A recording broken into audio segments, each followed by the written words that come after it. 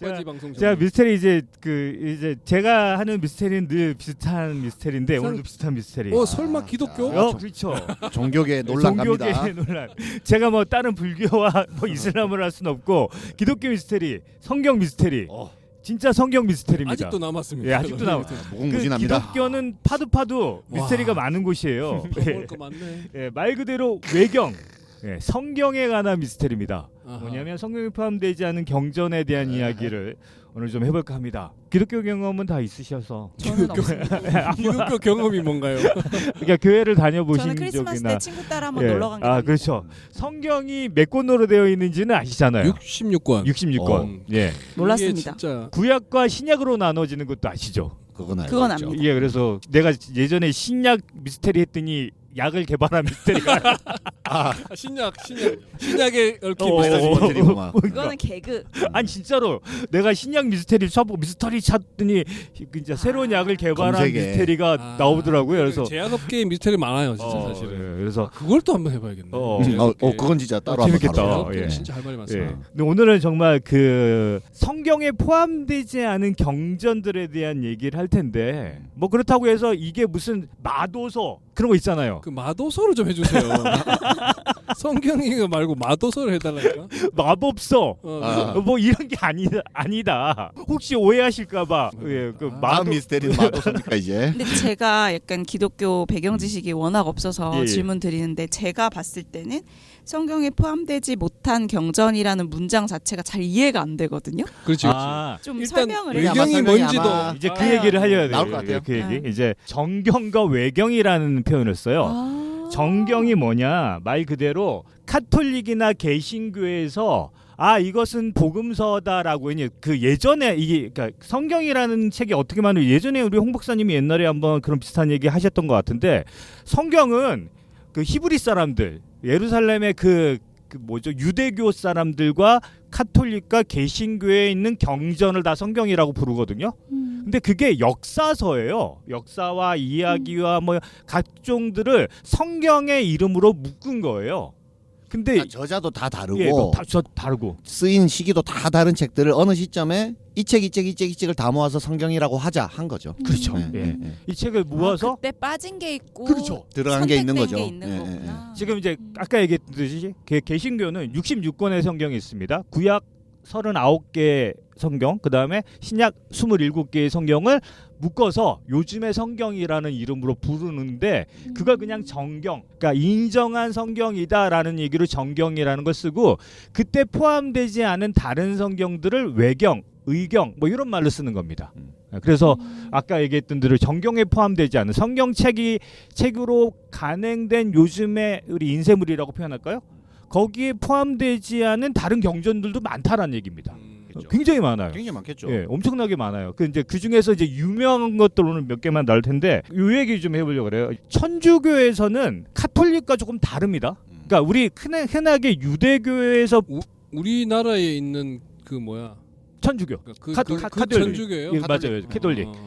그 흔하게 유대교의 뭐랄까 분파로 나온 종교들이 꽤 많아요. 처음에 캐톨릭이라는 게 있죠. 로마 캐톨릭이 있고 그게 그다음- 천주교랑 달라요? 그게 천주교예요. 그게 천주교죠. 근데 우리가 로마 아는 그 캐톨릭이 천주교가 캐톨릭 말고도 동방정교회라는 게 있어요. 동방정교회 들어봤어요. 동방정교회. 그 다음에 마틴 루턴 맞죠? 마틴 루터 킹이 종교개혁. 아니고 루터. 루터. 네. 예, 종교개혁.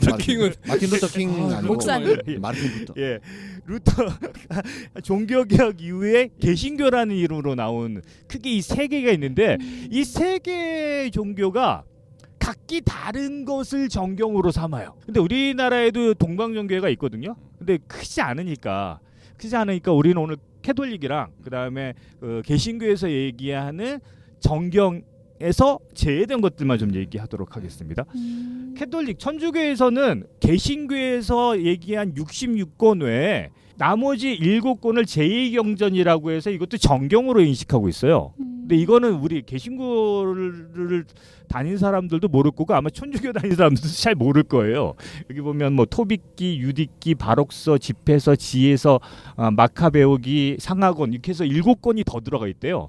네. 처음 듣는 얘기. 처음 듣는 얘기죠. 요거까지는 그냥 캐톨릭에서는 정경으로 인정합니다. 로마 캐톨릭에서는 정경으로 인정하고 그 외를 다 외경이라는 말을 씁니다. 오늘 제가 이제 뭐 순서만 알려드리자면 아담에서라는 걸 좀 소개시켜드릴 거고, 아담에서 에녹서. 예, 에녹서, 도마복음, 있구나. 야고보 원복음서, 마리아 복음서, 니고데모 복음서 요 가장 분량도 많고 예전에 사람들이 가장 많이 봤던 경전이래요. 내용도 그래서 거의 원문이 그대로 남아 있는 것들. 정경 후보들이네 그러면. 그렇죠. 근데 왜 정경으로 뽑히지 않았는지 이유가 있겠죠. 예, 이유에 좀 보면 야 이래서 뽑히지 않았구나 할 만한 이유들이 있습니다. 그것들을 이제 보면서 얘기하면 좋을 것 같고 희년서와 에녹서 정도는 구약 시대의 성경이에요. 나머지 도마복음, 야고복음, 뭐 마리아복음, 니고데모는 다 신약 시대 사람들이 쓴 겁니다. 그래서 신약과 구약을 좀 나눠서 하면 좋을 것 같고 정경의 역사라고 표현할까요? 기원전 250년 경에 유대교죠, 유대교. 그 아시죠? 유대교에서 비롯된 게 중에 하나가 이슬람교라는 건 네, 아시죠? 예. 유대교의 랍비들이 모여가지고 뭘 했냐면 말 그대로 랍비들은 교육을 하는 분들이시잖아요. 야 우리가 너무 많은 이야기들이 있으니까 조금 더 정립해서 사람들에게 전달해 주자. 그 유대교의 랍비 70인의 랍비들이 번역을 했어요. 당시에 히브리어겠죠. 히브리어로 번역한 번역본이 있습니다. 그게 아마 교육하기에 좋은 경전들을 모아서 번역했던 첫 번째 걸러지는 역사가 아니었을까? 근데 이게 언제였냐면 기원전 250년 전이에요. 그러니까 예수님이 태어나기 250년 전에 이미 유대교의 랍비들이 그 모세 오경부터 시작해가지고 한번 번역해본 거야. 이렇게 쫙 제일 좋은 성경들 가르치기에 좋은 것들. 왜냐면 그 전부터 내려오던 수많은 전설 이야기들을 야 그래도 우리가 좀 교육하기에 좋은 걸로 한번 해보자. 이걸 70인역이라고 그럽니다. 그러니까 히브리 성경의 70인역이에요. 72인이 했는데 왜 70인역이지? 그걸 잘 모르겠어요. 72인역 해야 되는 거 아니에요? 근데 그냥 두 명은 통칭 약간 술 먹으러 다니고. 통칭 두 명은 제대로 안 해서 잘렸나 봐. 통칭 70인역이라 그러고 이 70인역이 그 이후에 한 250년간 쭉 내려오는 거예요. 그러니까 유대교의 어떤 그 정통 교리로. 근데 이게 지금 남아있지가 않아요. 70인이 뭘 정확하게 번역했는지 기원전 250년 전이니까 이걸 찾을 수가 없어. 어쨌든 이런 기록이 남아 있어요. 번역을 했다는 기록만 있고 번역본이 없다고. 있을 수가 없지. 그게 어디다 250년 전에 어디에 기록했을 것 같으세요? 아니 그 잘 모아놨어야지. 그럼 그 전에 그 문헌들은 어떻게 보관이 그러니까 이제 됐겠어? 수많은 언어 뭐 그 우리 이제 수메르어도 나올 거고 뭐 수메르 메소포타미아도 나올 거고 그거를 이제 히브리어로 한 번 했어. 그러니까 4번에 4번만 계속 내려오는 거죠. 그쵸. 원본이 없는 거지. 예. 그러니까 4번에 4번이 끊임없이 내려오고 그다음에 이 히브리어가 일단 이스라엘 민족의 언어이긴 하지만 이것도 250년 동안 안 변했을 리가 없잖아요. 그렇죠, 그렇죠. 예. 어쨌든 요까지가 딱 되고 그래서 4회 4번 저게 되게 유명한. 그 얘기 이제 중요하잖아요.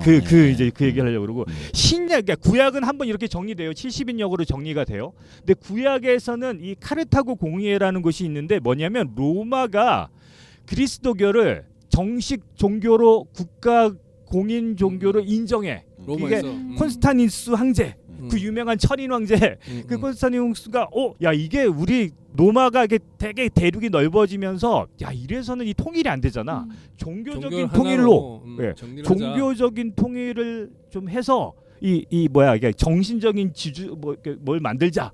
그래서 구약과 신약에 있는 것들을 이 카르타고 공의회라는 곳에서 신학자들을 다 모아놓고 야 우리 한번 정리하자. 이게 너무나 많은 경전들이 있는데 이러려면 국가 종교가 되려면 이런 것들 다 떨쳐내고 딱 핵심이 되는 교리. 근데 이 교리가 문제가 뭐냐면 종교적 교리인데 국가를 통합시키기 위해서 목적을 가지고 그러다 보니까 국가에 맞지 않는 국가 통합에 맞지 않는 교리들을 자연주의 뭐 자유주의라든가 이런 거 막 멋대로라는 거는 다 이제 그걸 이제 빼버리기 시작하는데 여기에 이제 영지주의라는 게 나옵니다. 영지주의 지난번에 우리 효세님이 누가 하셨던 중에 어느 그 뭐 기독교 그 영지주의가 뭐냐 뭐 이런 거 나올 텐데 있었어요. 약간 신비주의에 가까운 조금 이따 선발 신비주의에 가까운. 네, 왜냐하면 국가 통일을 위해서는 이 신비주의가 너무 강하게 되면 안 돼요. 안 되지. 예. 그래서 이제 여기 유일신 사상, 그리스도 사상, 명백해야지. 예, 뭔가. 유대교의 하나님 사상.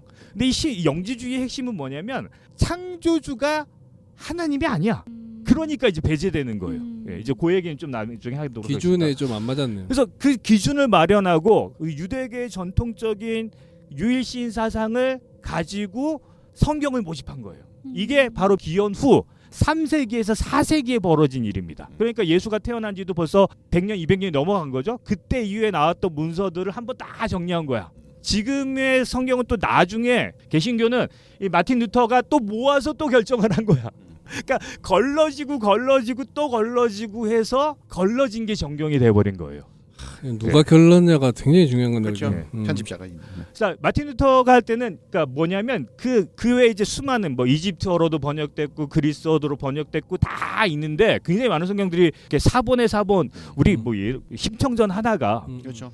예, 수많은 사본들이 전해지잖아요. 판소리본도 있고 아니면 그 소설본도 있고 이본? 우리 이본.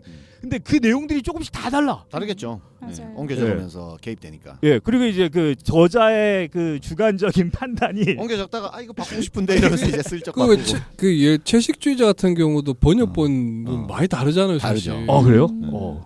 번역본은 왜냐하면 저는 번역자가 예. 그 나라에서는 이거를 어떻게 번역해야지 그렇지, 이런 게 그렇지. 많이 그런 게 있잖아요. 많죠. 뭐 짜파구리 같은 것도 맞아, 마찬가지고. 맞아. 그럼 이제 번역본마다 조금씩 계속 달라지는 거죠. 그래서 이제 마틴 루터는 무슨 생각을 했냐면 원래 히브리 성경, 그러니까 70인역 정도의 남아있던 성경들을 기준으로 삼아서 그때 포함되진 히브리어 번역본이 없다라는 것은 그냥 그 오리지널이 각기, 아니다. 예, 그렇게 생각한 거야. 그래서 그때 또 걸러진 성경들이 되게 많다라는 겁니다. 일단 정경의 역사를 이렇게 하고 가서 아까 이제 아담에서라는 거 아담에서 아담에서를 조금 설명드리도록 왠지 아담에서 마음에 드는데. 그러니까 드라마 제목 같다. 그런가요? 그냥 창세기 다른 버전이에요. 그러니까 뭐만 다뤘냐면 아담과 이브의 생애만 다르고 기록한 성경의 얘기가 있는 거예요. 예. 근데 이게 왜 중요하냐면 이게 발견된 거야 새로. 언제 발견됐냐면 이제 예전으로 넘어가도록 하겠습니다. 정경을 짤 때 무슨 일이 벌어졌냐면 아까 그 영지주의 같은 문서들은 다 없애버렸잖아요. 그러면서 어떻게 했냐면 그런 문서들 다 불태워. 그 분석행위라고 표현할까요? 예, 이 성경에 포함되지 않은 이 외경들은 불경한 경전이라고 해서 없애버리는 사건들이 막 발생해요. 그리고 이제 이 아담에서 같은 경우에는 그 로마 시대 때 이 콘스탄티누스 황제가 국교로 만들기 전에는 기독교인들이 엄청 박해를 당합니다. 박해를 당해서 어디에 살게 되냐면 사해 주변의 굴 같은 데서 굴 속에 품단이라고 그러거든요. 거기서 살게 돼요. 거기서 이제 그 생활도 하고 그러다가 그 성경이 아무래도 그 두루마리 그러니까 파피루스라고 그러죠. 이 파피루스로 적혀서 두루마리로 적힌 것들을 그 분석행위가 일어나니까 그것들을 이렇게 모아다가 항아리에 담아놓게 된 거예요. 항아리에 담아놓고 있고 이제 거기 이제 사람들이 이제 쫓겨나오게 되고 그 동굴들은 이제 다 흙으로 다 막히게 되고 이렇게 됐는데 어느 아이들이 그 사이에서 놀다가 그 항아리를 발견했구나. 공 차고 놀다가 공이 동굴 안에 쓱 들어갔는데 동굴 안을 공을 빼와야지. 예, 공을 빼야 되잖아. 우리 그 공이 이렇게 창문을 깨고 들어가면 공을 빼야 되듯이. 공이 항아리에 있었어. 거기 항아리의 항이를 깨버린 거야. 그 공이 와. 들어가가지고 적중률 장난 아닌데. 공이 뭐 돌공이야 뭐. 그 안에 의외로 항아리들이 너무 많은 거야.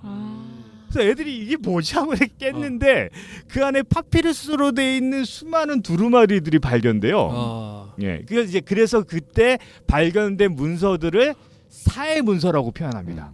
그 사해 문서 중에 아담의 생애라는 아담과 이브의 생애라는 글이 발견되는데 뭐 별 내용 아니면 우리가 다 익히 아는 내용이에요. 근데 성경에는 이 아담과 이브의 생애가 굉장히 짧게 나와 있어요. 그렇죠. 뭐 하와라고도 표현하는데 갈비뼈를 빼가지고 이브를 만들었고 이브가 사과 뱀 뱀에게 유혹돼가지고 그래서 에덴 동산에 쫓겨난다. 그 다음에 그래서 그들은 여자는 아이를 낳게 되고 남자는 노동을 해야지만 살 수 있다. 이게 거의 다거든요. 그 다음에 뭐 아담이 가인을 낳고 아벨을 낳고 셋을 낳고 요까지는 다 있는데 그 세부적인 그 뒷얘기 쫓겨난 다음에 이야기가 그래서 적혀 어떻게 있어요. 됐냐? 그래서 어떻게 됐냐? 쫓겨난 다음에 어떻게 됐냐? 그게 이제 아담에서에 나와 있는 거예요. 쫓겨났으니까 고생 많이 했겠지. 조금 설명하자면 그 이브가 뭐라고 그러냐면 아담한테 자기를 죽여달라고 얘기해요.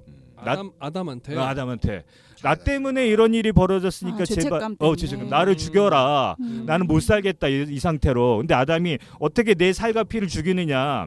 우리 하나님께 참회의 기도를 열리자. 너는 티브리스 강에서 나는 요르단 강에서 너는 37일 나는 40일 동안 물속에 빠진 채로 목만 내놓고 하나님께 참회의 기도를 올리자. 이게 성경의 내용이에요. 제가 이거 어제 밤에 몸이 퉁퉁 불어가지고 이걸 다 읽었어. 내가 미쳤어. 성경을. 예, 성경을. 네, 진짜. 이걸 다 읽었다고. 예, 이 아담의서를 다 읽었어요. 몇 페이지나 됩니까? 이 생각보다 많지 않아가지고 읽으면 되겠다는데 1시간이 넘는 거예요. 계속 읽다 보니까. 어쨌든 근데 재미는 있었습니까? 재미가 있었어요. 아. 목만 내놓고 읽어봐야겠다. 재밌겠다. 목만 내놓고 하자 그랬는데 그때 그 악마 사탄 그 얘네들을 나타나. 유혹했던 또 욕해. 뱀과 유혹했던 이 사탄이 딱 나타났는데 뭘로 변장을 했었냐면 천사로 변장을 해가지고 딱 나타나요. 아이고 저런. 그리고 뭐라고 그러냐면 이브한테 찾아가가지고 너의 그 참회의 기도 목소리가 하나님께 닿았다. 용서했다. 뭐. 하나님이 너를 너무 안타깝게 여기서 널 용서했다. 나와라.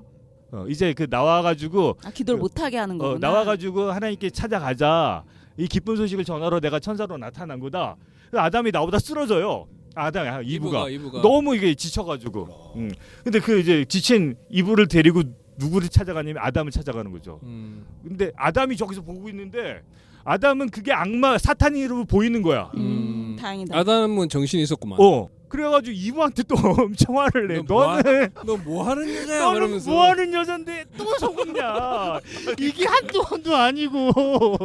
저 실제로요 사기는 여러 번 당한다고 합니다. 맞아. 그래서 이분은 너무 억울한 거야. 얘는 분명히 천사였는데. 내 눈에 분명히 천사였는데. 교훈이 있네. 너무 억울하지 않겠어요? 난 솔직히 아유, 이거 억울하지. 읽으면서 이브가 너무 불쌍한 거예요. 또 죽여달라고 얘기해요. 이거 웃으면 안 되는데. 아니 이게 이 성경에 계속 나와 이 얘기가. 죽여달라. 또 죽여달라고 얘기하는데 그럼 어떻게 죽이겠어? 아담이 또 화딱지가서 나오나 또? 근데 이부 정서가 되게 한국적이다. 굉장히 뭔가 한국적. 그러네 너무. 그래서 이제 남편한테. 그 사탄한테 막 뭐라 그래? 너는 나한테 무슨 억하심정 있어서 우리를 이렇게 괴롭히냐? 잠깐 이것도 지금 똑같은데 네. 사탄이 그렇게 해서 얻는 이득이 뭐예요? 그 이제 그 얘기를 해요. 재미. 그래, 너 왜 그러냐 아니야. 사탄의 동기가 있어야 너는 될 거 아니야. 진짜 그걸 모르는 거냐 이렇게 다시 아담한테 물어요. 내가 이러는 이유를 너는 진짜 몰라서 이거 묻는 거냐 이렇게 물어요. 근데 이제 사탄의 이제 변명이라기보다 사탄이 왜 아담과 나의 입장 뭐였냐면 처음 하나님이 만드신 건 아담과 이브 사람이 아니라 천사들을 만들었어요. 그게 우리가 아는 뭐 미카엘 우리의 이런 수많은 천사들을 만들고 그 다음에 그 지구의 땅을 7일 동안 창조하시고 아담과 이브를 딱 만들고 나서 너무 보기 좋았던 거야. 천사들한테 뭐라고 그러냐면 얘네들을 숭배하라, 얘네들을 모시고 살라 이렇게 얘기한 거야. 천사가 지금 능력치가 훨씬 높은데. 그러니까 능력치로 따지면 높지만 하나님이 생각하기에는 그런 완벽 무결한 존재가 아니었던 거야. 얘네는 오히려 이게 불완전해서 더 좋아. 그러니까 이 불완전한 인간이 하나님 보시기에 너무 좋았던 거야. 천사들은 니들은 쟤들을 좀 도와주며 살아라. 그렇지. 천사들은 능력치는 뛰어나지만 너희는 서브야. 너희는 진짜 내가 그런 거 있죠. 우리 이번에 그 가오겔에서 보다시피 내가 생각하는 완벽한 생명체는 아니야. 가오겔 다 안 봤나요? 예, 어쨌든 그런 느낌이 나와요. 봤습니다. 그 하이볼이 내가 생각하는 내가 아니 뭐 비유를 드리자면 내가 생각한 완벽한 생명체는 아닌데 니네는 거기 못 들어가. 천사가 보기에는 자기네들도 완벽한데 능력도 뛰어나고 톡 치면 죽는 애들인데. 그런 애들을 우리 보고 우리가 그들을 서포트하고 그들을 도우라 그러니까 너무 화가 나서 뭐라냐면 하나님 저는 싫습니다. 걔를 왜 돕니까 내가 왜 걔를 돕습니까? 그래서 하나님이 쫓아내. 걔가 사탄이 되는 거예요. 이 자식이 이러면서 그래서 너 하나님에 대한 배신. 루시퍼. 그 사탄은 일단 기본적으로 억하심정이 있는 거잖아요. 그렇죠. 억하심정과 질투. 왜 우리보다 못한 놈들을 하나님은 더 좋아하냐? 그럼 일단 뭐 이런 거죠. 엄청 못한 애들이라는 걸 증명하고 싶겠네. 그렇지. 그래서 얘네들이 내 말에도 쉽게 속아 넘어가고 하나님의 말씀을 배반한다라는 걸 증명하고 싶었던 거예요. 와가지고. 근데 아니나 다를까? 홀랑 넘어가네. 홀랑 넘어가네. 그러니까 사탄 너무 기분이 좋은 거야. 예. 아싸 이러면서 두 번이나 속아. 아니, 예. 그렇다고 해서 사탄이 다시 돌아갈 순 없잖아. 그렇죠. 두 번이나 속고 막 그러니까 하나님이 뭐라냐면 하는 그때 또 아담이 너무 이제 처참해서 울면서 하나님께 기도를 해요. 하나님 너무하십니다. 예, 이 사탄을 나에게 보내신 이유가 뭡니까? 그래서 하나님이 나타나고 사탄을 꺼져라 이렇게 했더니 사탄이 도망가 버려요. 그리고 이제 그 다음부터 뒷얘기는 뭐 성경이랑 비슷합니다. 아담 이브가 또 너무 죄책감에 드니까 우린 같이 살면 안 됩니다 하고 떠나요. 그게 뭐 갑자기 왜 그렇게 연결되지 그게? 아니, 그러니까 자기가 원래 그 부부가 있으므로 있다가 한쪽이 사기 당하고 이러면 막 이렇게 떨어져 살고 그러니까 뭐 이렇게 되죠. 뭐 떨어져 살게 돼요. 이렇게 멀리 떨어져 살게 되는데 그때 이제 별거 작전. 예. 결과적으로. 이분은 이미 임신하고 있었던 거야. 임신하고 있었고 가인을 잉태할 때가 됐는데 너무 괴로운 거예요. 처음 출산이니까 너무 괴로워서 막 하나님께 울부짖는데 그때 듣고 있던 천사가 그걸 이제 아담에게 알려줘요. 너희 지금 이브가 너의 짝이 지금 아이를 잉태하려고 그러는데 너무 괴로워한다. 네가 가야 되겠다. 그래서 다시 만나게 되고 가인과 아벨 셋을 낳게 되죠. 그러니까 가인과 아벨 얘기는 다 아시죠? 가인이 아벨을 죽이고 최초의 살인. 예. 최초의 살인이고 그다음에 그 아벨이 죽은 다음에 셋을 낳고 그러니까 그 사건 전에 저런 사건들이 일들이 있었다. 그리고 이제 셋은 하나님의 자녀들이란 호칭을 얻게 돼요. 왜냐하면 가인은 나쁜 그 살인자의 자식들이잖아요. 그래서 셋에게 아담이 전하는 이야기예요. 엄밀하게 얘기하면 그 얘기들이 아들아 뭐 이러면서 아들아 이러면서 엄마가 어떻게 됐고 뭐 이런 과거의 이야기를 셋한테 전해주는 이야기인데 이제 지금 이 나왔던 내용이 응. 세상에 이제 셋이 듣고 있는 그렇죠. 아담에서잖아요. 아담에서잖아. 아담이 셋에게 전하는 이야기였던 거예요. 액자 구성이네. 네. 그러면서 이제 과거에 그래서 잊지 말아라.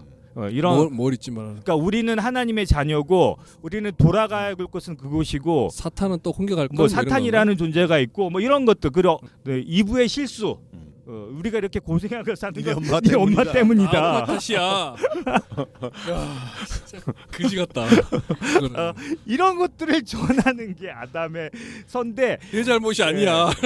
아까 뭐 요거 말고도 이 아담에서의 뭐 보면 희년서라는 또 그 다른 버전이 있거든요. 그러니까 이 성경은 여러 버전의 같은 얘기들이 있을 수밖에 없잖아요. 근데 이 책은 아담의 시각에서 쓰인 아담의 책이고. 시각에. 이제 희년서는 모세 이야기까지 연결된다는 얘기라고 합니다. 어쨌든 이런 걸 다 하면 좀 뭐랄까 입체적으로 좀 이해할 수 그렇죠. 있겠네요. 당시에 이 아담의 이야기가 사람들에게는 엄청나게 많이 읽힌 이야기래요. 그러니까 구약 성경 시대에는 그 우리 전설 예를 들면 뭐 우리 뭐 환웅시나 뭐 이런 거 있잖아요. 그것처럼 사람들은 다 이야기를 알고 있었다는 거야. 근데 이게 아까 콘스탄티누스 황제 이후엔 싹 사라진 얘기처럼 돼버려요. 근데 우리는 뭐 지금도 전설로 대충 알고 있죠. 사탄이라는 존재가 나왔다라는 게 핵심입니다. 여기서 잠깐 저 사회문서에 대한 잠깐만 이야기를 얹으면 저 사회문서가 기독교에서는 되게 중요한 문서잖아요. 그렇죠. 왜냐하면 저게 성경이 제일 비판받기 쉬운 게 저렇게 오랫동안 사본으로 왔으면 내용이 많이 바뀌었을 거 아니냐라고 당연히 추정할 수밖에 없잖아요. 근데 이제 그러면은 지금까지 갖고 있던 문서가 가장 최근에 쓰인 문서가 있었는데 저 사회문서가 이제 발견된 거야. 근데 저 사회문서가 이제 보니까 그 사본 옛날에 중에서는 가장 오래된 문서였던 거예요. 그러니까 우리가 지금까지 보던 사본과 몇백 년의 시차가 있었던 거야. 근데 대조를 해보니까 토시 하나 안 틀리고 같았던 거죠. 그대로 내려왔다. 그래서 성경이 아마 사본을 옮겨왔어도 별로 안 바뀌었을 것이다라고 이제 추정하게 해주는 문서가 됐고. 그러니까 이게 어떤 그 니네 입맛대로 바꿔온 거 아니야라는 라는 의심을 좀 풀어낼 수 있는. 약간 풀어낼 수 있는. 저게 원본은 아니지만, 그러니까 사본 중에 가장 오래된 거랑 몇백 년 시차가 있었던 게 이제 같았기 때문에 사후에 발견된 거. 그래서 저는 저 사회문서 특별전을 한번 갖고 온 적이 있었잖아요, 우리나라에. 아주 옛날에. 저걸 제가 실제로 본 적이 있어요. 아우라가 있더라고. 와, 그래 그 정말 어두운 공간에 이게 빛이 많이 들어간 문서가 훼손되기 때문에 그 정말 어두운 공간에서 조명을 전시를 하거든요. 최소화해서. 최소화된 조명으로 하는데. 그 문서를 직접 눈으로 보는데 좀 약간의 그 아우라가 막 느껴지더라고요. 읽어졌습니까? 미술품 같은 다 데서 쓰러질 것 같은 상태. 그런 느낌. 그렇죠. 있겠죠. 이게 네, 지금 네, 이게 네. 좀 이따 그 나중에 문서들의 보여드리겠습니다. 정말 사회문서. 일부만 딱 예. 공개를 하는데 그런 약간 고문서 같은 걸 보거나 고전 작품들을 볼 때 약간 좀 아우라 그런 것들이 갑자기 생각나서 그것도 위장 논란은 없습니까? 그 아마 진품을 갖고 왔겠죠. 네. 이 기독교가 수많은 교회로 전파되잖아요. 그러니까 예수가 죽고 나서 이 서방으로 간 선교사들과 동방으로 간 선교사들이 있어요. 근데 그 중에 하나가 에디오피아 교회거든요. 에디오피아 교회. 이게 누구죠? 우리 사도 바울이 교회 여러 곳에다 편지를 보낼 때 한 교회예요. 그러니까 큰 교회 중에 하나인데 이 에디오피아 교회에서는 이 아담의 서에 있는 희년서라는 게 정경이에요. 이 교회에서는.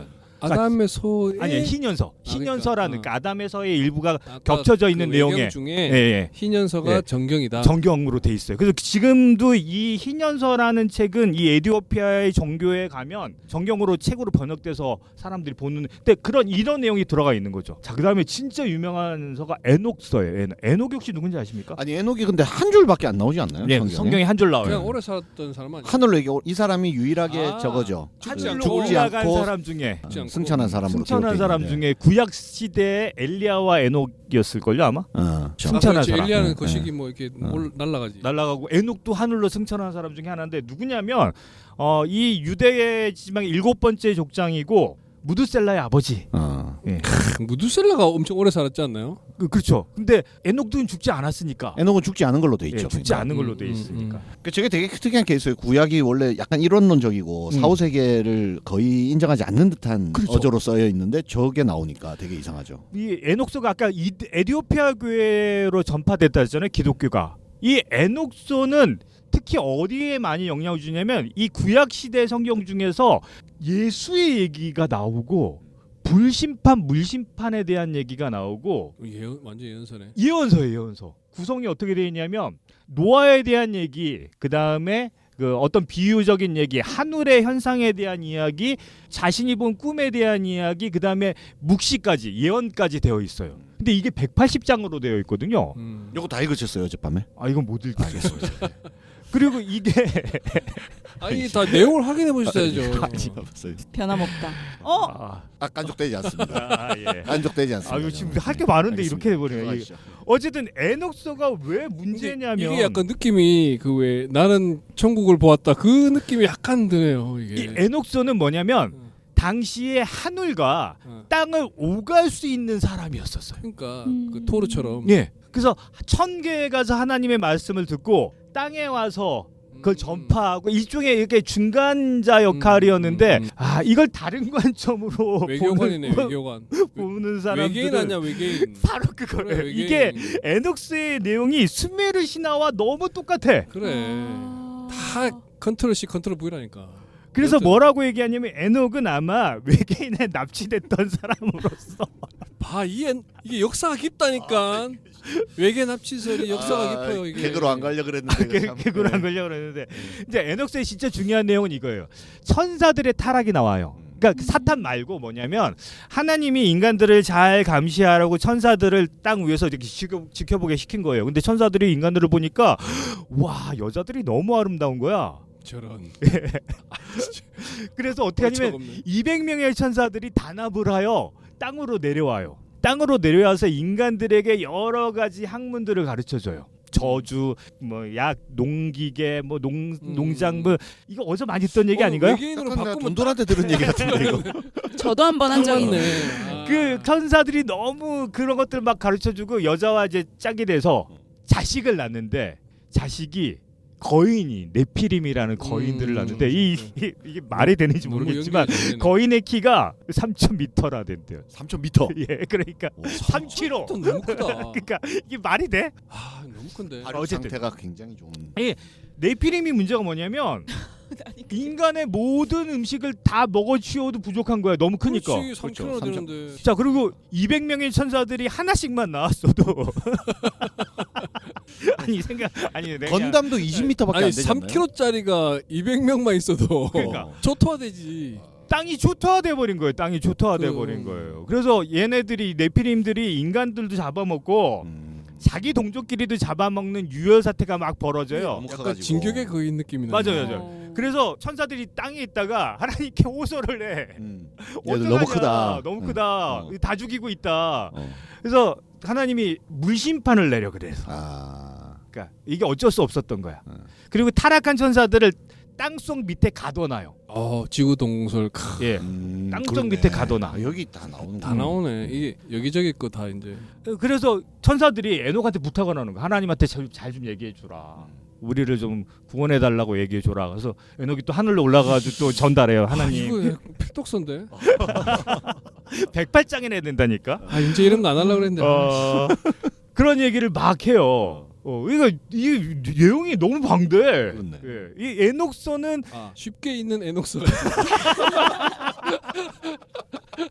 쉽게 있는 에녹서가 있어요. 에녹서의 내용이 뭐냐 묵시록에는 진짜 예수의 그런 형상까지도 나온다니까요. 불심판까지도 나오고 뭐 1000개가 7개로 돼 있다 뭐 이런 얘기가 다 이 에녹서가 너무 방대한 양이 있는데 지금 내용만 보셔서 아시겠지만 이게 성경에 포함되지 않아요. 이런 건 성경에 안 들어가 있어. 너무 판타지가 심했다고 생각했나? 그렇죠. 신약으로 넘어가겠습니다. 도마복음. 이게 좀 유명하죠. 도마복음, 유다복음 이런 게 유명하지 않나? 도마복음은 말 그대로 의심이 많았던 도마가 쓴 책이라고 유명한데 당시에 베드로나 이런 쪽은 서방 쪽으로 많이 갔거든요. 근데 유일하게 동방으로 간 인도 쪽으로 간 선교사가 도마였던 거예요. 도마는 그 예수님의 말씀을 그대로 옮겨 적는 복음서였었어요. 근데 그래서 대개 이 공간복음이라 그러죠. 마태, 마가, 누가, 요한 이 네 가지에 있는 그 공간복음이 예수님의 행적과 말씀을 적은 책이잖아요. 그 말씀과 되게 일치가 많이 돼요. 근데 이상한 건 한 반 정도밖에 일치가 안 돼. 나머지는 전혀 다른 내용이야. 그래서 약간 네 가지와 색깔이 다르니까 그래서 아마 빼자.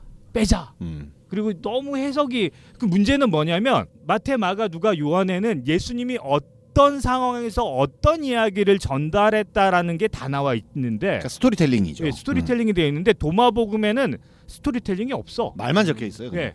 말만 적혀 있는데 말도 약간 해석이 달라. 어록집 같은 네, 느낌이네. 어록집이에요. 어록집. 그래서 아니 이거 뭐 겹치기도 너무 많이 겹치고 그리고 실제 마태, 마가, 누가, 요한이 훨씬 더 이해하기 쉬운 거야. 굳이 도마복음까지 늘 이유가 있나? 이유가 없다. 네, 그리고 관점도 다르고 약간 영지주의적인 냄새도 나요. 그러니까 세계관이. 근데 하나님의 유일신을 믿기 때문에 영지주의까지는 안 하는데 도마복음을 소개하려는 이유 뭐냐면 도마에 다른 책이 하나 더 있어요. 그게 뭐냐면 도마의 유년복음서라고. 디테일하네. 이거 좋네. 예수님의 어린 시절을 따로 모아놓은 도마의 복음서가 따로 있어. 예수님의 어린 시절 궁금하지 않나요? 궁금합니다. 예수님의 이게 지금 말이 안 되는데 예수님이 다 말이 안 돼. 아니 뭐 얘기하기도 전에 말이 안 된다고. 아니 이게 5살 때 물가에서 놀고 있는데 진흙으로 그 3세 12마리를 이렇게 진흙으로 쫙 만들어요. 근데 그날이 6월절인 거야. 사람들이 야 너는 6월절에 무슨 일을 하냐? 이거 많이 어디서 들어본 얘기 아니에요? 그러니까 막 그렇게 얘기하니까 요셉한테 가가지고 요셉도 야 너 지금 새 이런 거 많으면 안 돼요. 그러니까 예수님 뭐라냐면 박수를 3번 쳐요. 탁탁탁. 꼬마. 5살 예수님이 3세가 어떻게 됐을까요? 살아났겠죠. 다 날아가. 확 날아가. 그 율법학자 안나스의 아들이 있는데 이 안나스의 아들이 물에 빠져요. 물에 빠진 다음에 예수님이 그 안나스의 아들한테 막 저주를 퍼부어서 애가 죽어요. 뭐 이런 얘기도 나오고. 오, 사람을 죽였네. 그러니까 너무 난해하겠다. 저거를 성경으로 채택하기에는 너무 난해하겠다. 그리고 예수가 이렇게 길어갔다 하나의 어깨에 딱 부딪혀요. 어깨빵. 어깨빵. 제발 좀 우리 안 하기로 하지 않았습니까? 아니, 그래서 예수가 걔한테 저주를 막 퍼부어. 이 인간아 막 저주. 이 말이 안 되잖아. 그래서 마을에 얘 때문에 못 살겠다는 사람들이 너무 막 재밌다. 그리고 어떤 일이 벌어졌냐면 금쪽이셨네. 예수가 이게 지붕에서 놀다가 한 아이를 밀어서 떨어뜨려 죽여. 진짜 죽인다고? 그런 얘기가 적혀 있다는 그런 거잖아요. 얘기가 적혀 있어. 그래서 사람들이 와가지고 불러내가지고 야 너는 애를 떨어뜨려 죽이면 어떡하냐라고 막 온갖 미안하면서 살리나 또? 맞아요. 농담 미안하면서 살린 게 아니라 내가 떨어뜨려 죽이지 않았다. 애를 살려서 한번 얘기해 보자 그래서 애가 살아나서 얘기하는데 예수가 떨어뜨리지 않았다라고 얘기하는 거야. 억울하게 당한 거네. 좀 이상하죠. 그럼 뭐 자기가 실수로 떨어진 거야? 음해를 당한 건가? 이제 예수가 지금 나이가 좀 먹어요. 이제 5살 때 6살 때는 개판을 치르던 애가 이상한 일을 당하면 이제 제가 이상한 애니까 제 탓을 했구나.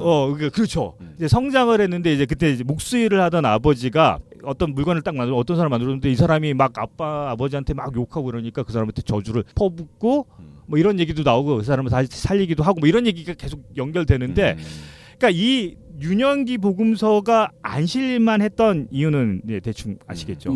그다음에 이제 나중에 12살에 무슨 뭐 이렇게 예수님의 어떤 권위와 이런 거에 좀 맞지 않는 어디 사라졌다가 성전에 앉아 있었다 이런 얘기도 성전에 거기 나오나요? 뭐 그런 얘기들이 이 도마의 유년복음서라는 다른 책입니다. 도마복음서가 아닌 다른 책에 이 예수님의 어린 시절에 관한 이야기가 잔뜩 실려 있어요. 저거 왜 썼을까? 근데 이 재밌는 게 이 얘기는 코란에 실려 있어요. 아, 네. 왜냐하면 코란은 예수님을 성자로 보지 않아. 성자로 보지 않으니까. 그냥 한 인물이에요. 메시아로 보진 않죠. 그렇죠. 성자 정도로 볼 거예요. 성자로 보되 인류를 구원할 메시아가 아니기 아니고 때문에 예언자 중에 한 명 정도로. 그렇죠. 한 예언자의 삶에 대한 이야기가 코란에 실려 있어. 이게 예수의 어린 시절 이야기는 코란에 다 실려 있는 얘기래요. 그러면 도마가 코란을 보고 쓴 거야? 아니면 코란에서 유년복음서를 보고 쓴 거야? 코란 코란이 자체가 도마 유년복음서는 채택했다는 채택한 뜻 아닌가요? 거지. 아, 코란에 저거를 집어 적용한 거야? 저게 들어가 있는 거지. 그러니까 코란도 여러 가지 성경이 합쳐진 걸 거 아니에요. 옛날에 그 문서 네, 중에 경전 하나가 합쳐진 합쳐진 걸 거 아니에요. 그래서 코란에는 이 내용이 들어있대요. 도마가 근데 뭐 예수님을 어렸을 때부터 지켜본 건 아닐 거고 아니죠. 커서 만났으니까 뭐 아마 뭐 수집했겠지, 수집을 뭐. 했겠죠. 어. 수집을 한 스토리겠지. 그 당시에 떠돌되어 있는 어. 예수의 그런 것들을 그냥 유년 시제들을 모아서 카더라, 유년복음서. 약간 이제 뭐 카더라가 있겠네요. 그럴 수는 있죠. 그래서 이러니까 채택이 안 되지. 아니면 저게 예를 들어서 예수님 뭐 그렇다는데 진짜입니까? 이렇게 하진 않았을 거 아닌가? 그건 뭐 알 수가 없죠 알 수가 우리가. 없네. 물론 진실은 알 수가 없다. 예수님한테 확인을 했어야지 저거를. 돌아가신 다음에 물로 확인을 해. 아니 그 전에. 그래. 도마는 그 전까지는 의심이 많은 제자였다니까. 그러니까 물어봤어야지. 아마 예수님 죽고 나서 썼나 보다 저거. 그죠? 다 그렇지, 복음서는 그렇지. 다 죽고 나서 다 죽고 나서 쓴 거예요. 예, 다 검증이 죽고 안 나서. 됐지. 예, 다 죽고 나서. 자, 그다음에 이제 진짜 야고보서는 다 유명한데 야고보서는 뭐- 실려 있잖아요 지금 예. 정경에. 야고보의 원복음서라고 해서 아주 진짜 외경 같은 얘기인데 무슨 얘기가 실려 있냐면 여기는 마리아에 대한 이야기가 실려 있어요. 아하. 성모 마리아에 대한 이야기만 실려 있는 경전이에요. 여기 짤막하게 얘기해주면 성모 마리아의 아버지 요아킴과 에나라는 두 부부가 있었어요. 근데 요아킴이 되게 신앙심이 너무 좋은 사람이었던 거야. 그래서 자신의 전 재산을 팔아가지고 가난한 사람에게 나눠주려고 대제사장을 찾아갔더니 대제사장이 뭐라고 얘기하냐면 야, 너 애도 없잖아. 애 없는 사람은 그렇게 베풀 수가 없어. 이렇게 얘기한 거예요. 왜? 그래서 왜? 왜? 너는 기본적인 의무를 다하지 이게 못한 어떤 거야. 자격이 안 되는 어. 거구나. 결혼해서 애를 낳고 이렇게 이게 어떤 부모의 자격을 다한 다음에 그렇지. 사회에 뭐 기부를 해라. 해라. 아, 절차가 까다롭네. 너무 억울해서 억울하다는 표현이 그렇지만 그 요아킴이 그 하나님께 기도를 한 거예요. 내가 가난한 사람을 돕고 하나님 말씀을 전하고 싶은데 애가 없습니다 하나님. 그리고 애나 뭐 표현한 건데 아내도 같이 기도를 했는데 천사가 나타났어. 천사가 나타나가지고 네가 애를 임신하게 될 거다. 접수가 됐다고. 예. 그러면 그 애는 하나님을 그래서 안나가 이 애는 하나님의 일에 쓰이는 애로 만들겠습니다라고 얘기하고 태어난 게 성모 마리아. 성모 마리아도 그렇게 태어났다. 성모 마리아도 그렇게 태어났다. 아, 출생부터 비금. 성모 마리아의 출생부터 그렇게 나온다니까요. 그런데 이제 저게 그냥 가풍이네 일종의. 저는 이게 맞아 이런 생각이 들었는데.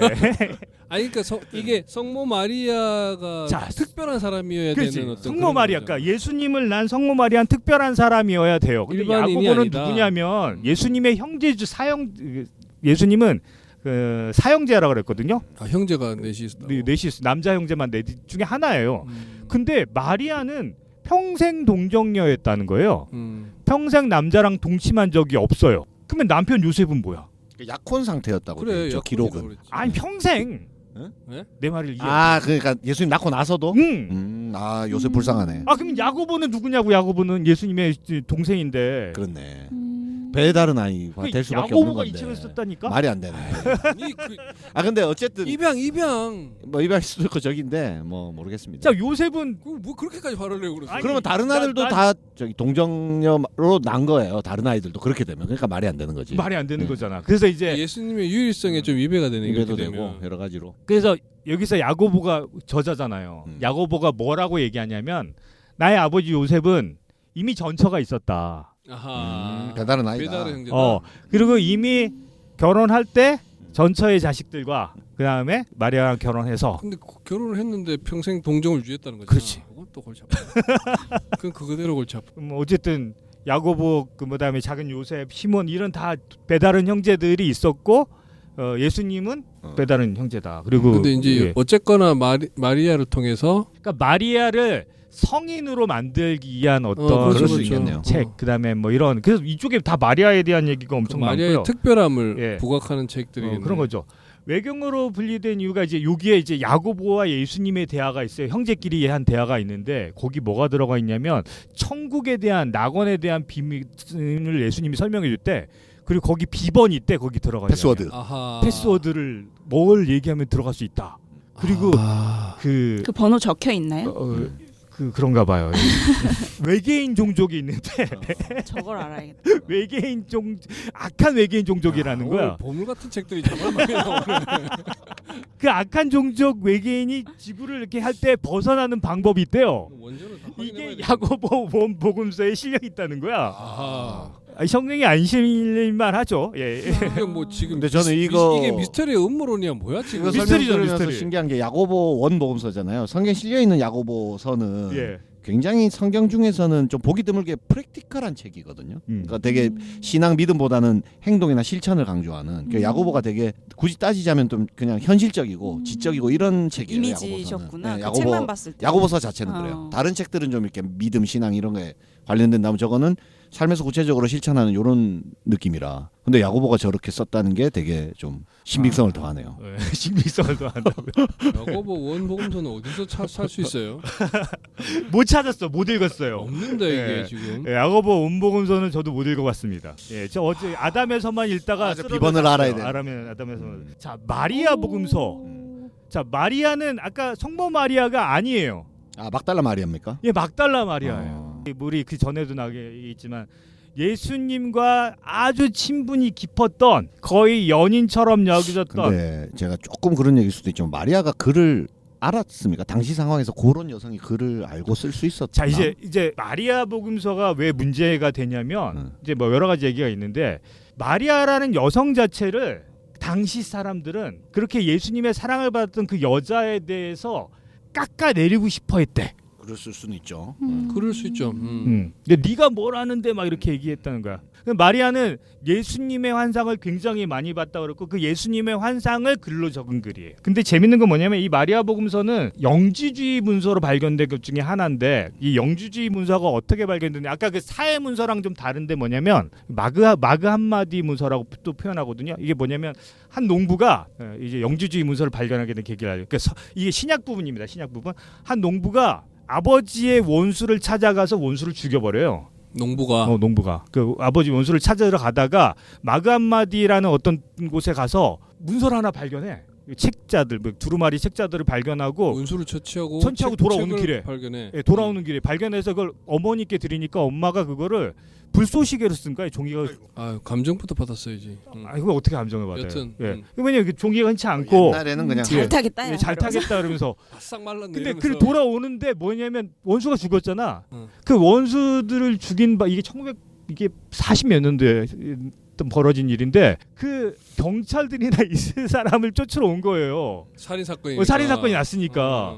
그리고 그 집을 딱 수색하는데 이상한 문서들이 발견됐는데 그 옆에 타버리고 막 종이 조각이 막 나와 있는 거야. 의심스럽겠네. 예.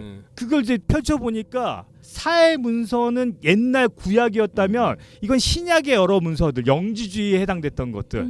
그런 문서들이 발견돼요. 그 중에 이제 하나가 이건데 이거는 좀 독특하게 거의 책이 완본이 다 있어. 근데 이게 37개의 신탁으로 이루어져 있는 책인데 책 크기가 이게 작아 보이는데 75mm. 그러니까 75mm니까 7.5cm. 7.5cm 한 장 한 장이 일종의 신의 계시 신탁이 쓰여 있는 책이래요.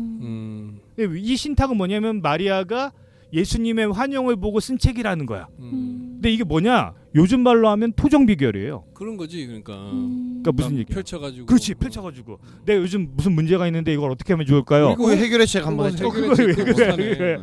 해결의 책이야 이게. 이게 해결의 책. 예, 37가지의 신탁 중에 딱 펼쳐가지고 너 이렇게 하면 된다.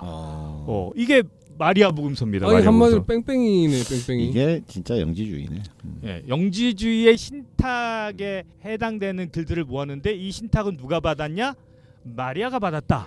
약간 타로점 같은 느낌. 라고 추정한다. 추정한다. 그래서 마리아 복음서 이건 책으로 번역돼서 나와 있어요. 아 이건 별로 안 땡깁니다. 이거 안 땡기세요? 아까 우리 야고보 그거 해야지. 이렇게 한번 딱. 야고보서 신탁. 그게 너무 신탁. 궁금한데.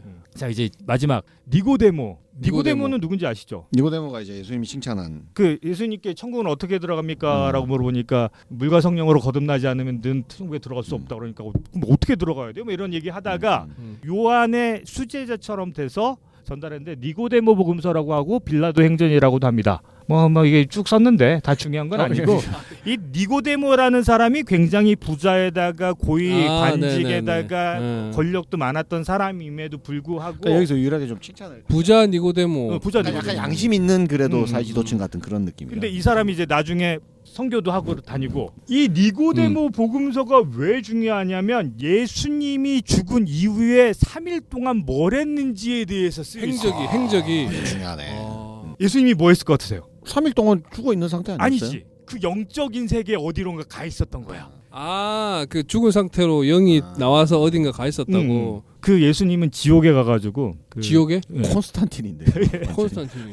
지옥에 내려가가지고 엘리야를 살리고 에녹을 만나고. 그러니까 여기서 지옥이라면 뭐냐면 사람들이 죽으면 가는 곳이 따로 있어요. 그게 천국이 아니야. 연옥. 일종의 연옥 개념이야. 그리고 그곳은 지옥이라기보다 그냥 하나님과 거리가 먼 곳일 뿐이야. 대기 장소 같은데. 예. 일종의 그런 개념이에요. 그래서 거기에 가서 예수님이 뭘 했냐면 그들을 이끌고 천국으로 올라가는 기간이 3일이나 걸린 거야. 걔들 지금 이제 에스코트에서 데려가고 이끌고 데려가고 오신 거예요? 그렇죠. 왔다. 그게 이제 니고데모에 나와 있는 주요 내용. 니고데모 그거 어떻게 알았대? 질문을 많이 했으니까 물어봤나? 이게 어떻게? 아니 근데 니고데모가 자꾸 예수님한테 이것저것 많이 물어보잖아요. 이거 죽은 다음에 쓴 책이잖아. 그때 물어봤다가 기억해놨다가 뭐 물어봤을 쓸 수도 있는데. 아니 저기 혹시 죽으시면 뭐 하실 겁니까? 물어봤겠지. 왜 질문을 많이 하는 사람이잖아. 근데 이걸 뭐 봤을 리는 없고 그죠? 어쨌든 니고데모 복음서의 내용은 그 3일 동안 예수님이 지옥에서 만났던 사람들과 과정과 뭐 그들을 이끌고 하늘로 올라가는 얘기가 쓰여 있는데 그거 어떻게 하냐고. 근데 이제 성경이란 책 자체가 장르가 되게 많거든요. 역사책도 있고 심지어 시도 있고 뭐 그냥 창작물도 있잖아요. 그 뭐 소설이지 않을까? 나는 소설이라고 보는데 이거. 네. 약간 상상 임신 같은 네, 거. 그냥 소설이라고 그러니까 봐요. 말 그대로 그랬을 걸 뭐 이런 거. 그렇죠. 이제 소설을 쓰는 거죠. 그러지 않았을까? 네, 그냥 추정입니다. 근데 실제로 성경 안에는 소설도 있으니까. 아니 뭐 물어봤을 수도 있지. 대표적으로 뭐 저기 향후 뭐냐 예수님 향후 일정이 어떻게 되십니까? 욥기나 요나서 정도는 사실은 소설로 봐야 되잖아요. 예, 욥기나 요나. 약간 허구적인 소설로 봐야 되기 때문에. 근데 진짜 니고데모는 질문을 많이 했다는 게 중요해요. 근데 이 당시에 이 니고데모 복음서는 정말 많이 읽히던 책이래요.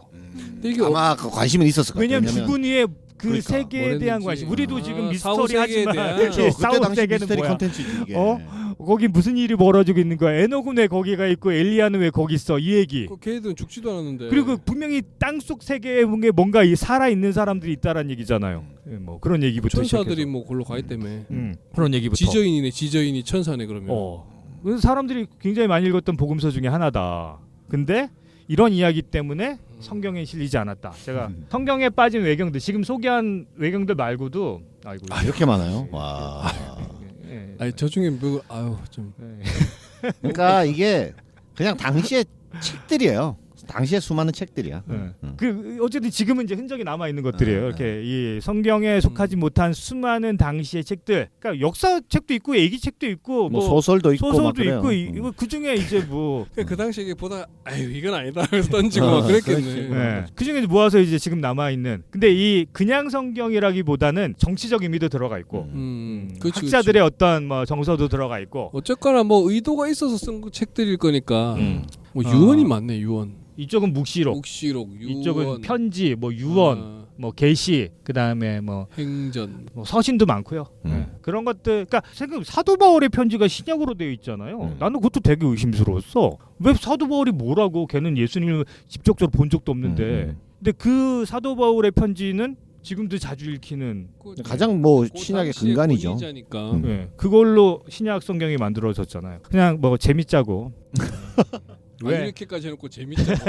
재밌자고. 원본을 읽으면 되게 재밌을 근데 제가 아담에서를 이렇게 들으면서 당시에 그런 거 있잖아요. 우리 그 구전 동화를 사람들이 입에서 입으로 전달해주는 이야기들이 우리의 지금 뭐 얘네들 뭐 판소리 소설이 됐든 그렇게 되든 그런 거죠. 예, 이스라엘에선 그런 것들이 지금도 아마 많이 전달되지 않을까? 아, 성경보다 재밌네요. 예, 뭐 그럼- 이런 얘기들이 있다. 그래서 뭐 나중에 혹시 이제 아담에서나 에녹서를 좀 찾아서 읽어보면 재밌지 않을까? 그럼- 에녹서 재밌겠습니다. 에녹서를 깊이 파고들면 이제 수메르 신화와 그 노아의 이야기, 외계인 이야기, 읽으면 너무 잘 이해될 것 같아요. 예, 천계가 어떻게 움직이는지에 대해 그러니까 되게 과학적으로 쓰여 있대요. 사입이 하나 나올 수 있을 것 같아요. 그러니까 음. 하늘의 움직임을 당시의 천문학적인 바탕을 그래서 가지고 나는 썼다 그러더라고요. 오히려 뭐 동양 서양 이런 데서 비슷한 류의 반복되는 이야기가 있기 때문에 예. 그래서 뭔가가 있지 않았을까 그러니까. 보는 거죠. 예, 각각 다른 각도에서 관찰한 거지. 외계인은 진리라니까. 뭔가 있었을 것 같아. 아, 왜 진지해지기로 알겠습니다. 예, 알겠습니다. 진지하게. 예, 뭐 나중에 미스터리스하게. 성경 66권도 다 안 읽었는데 예, 아담에서나 읽고 있고 표준은 성경 열심히 읽으시고요. 하나님 말씀을 잘 깨닫는 우리 크리스찬들이 마무리. 아멘. 감사합니다. 됐으면 좋겠습니다. 감사합니다. 고맙습니다.